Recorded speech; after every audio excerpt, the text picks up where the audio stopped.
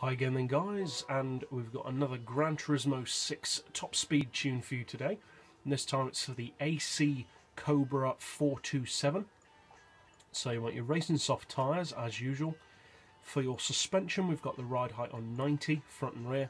Springs we've increased to 650 and 550. Dampers to 4, anti-roll to 5, camber on 2.5, neutral toe as always. For the gearbox, you want to put your auto setting as high as possible, then come down to your final drive and put it all the way up to 5, then come back to the auto setting, click it down and up one peg back to 261, and each of your individual gears will have then changed. Then you want to put your gears first, second, third, or first, second and third all the way to the left, fourth to 0.700 and then fifth to 0.594 with a final drive of 3.3. For the diff, we've got the highest initial torque, highest acceleration, and lowest braking sensitivity. All the power upgrades, obviously, and although I haven't fitted it, I would definitely recommend NOS. And obviously, you want weight loss. Traction control is, as always, turned off, and I will actually be using a manual gearbox with this one because it does work better with a manual, as pretty much all gear setups with extremely long gears do. So this Cobra overall is not quite as quick as the Shelby Cobra, which is of course a premium car, which is kind of a shame considering that this one does have more power.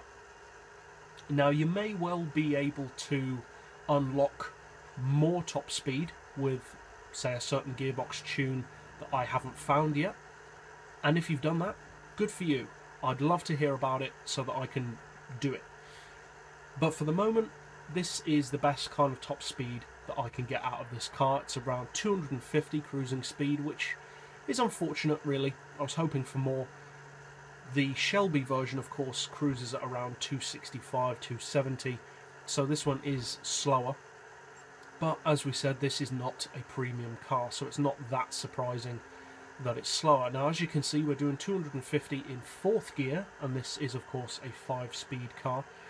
So this is perfect for both drafting and also as a top-speed endurance racer, because when you change up into 5th gear, it drops your revs significantly, so you can get in behind your opponent, get their slipstream, but also because you've dropped your revs, save a ton of fuel. So in 4th gear, you should be able to slipstream up to probably about 260, 270 at least in 4th, and then obviously just change up into 5th when you need to do more. Drops you down by 1000 RPM, which gives you plenty more slipstream potential. So you should easily be able to slipstream this car to well over 300 miles per hour. Handling wise, I feel like it might become a little bit of a handful at the 300 mile per hour mark. So if it does, just increase your camber a little bit more, maybe lower the ride height a little bit, increase the anti-roll if necessary. But for this speed, the handling is more than good enough. You can move around the track easily. It can maintain the same kind of top speed regardless of where you are on the turn. And overall, it's a very nice performance car. It's often overlooked in favour of the Shelby, but it's a perfectly good car in its own right. So for those of you who do decide to use this tune, I hope you find it helpful. If you did, feel free to subscribe. I put out new top speed tunes every day.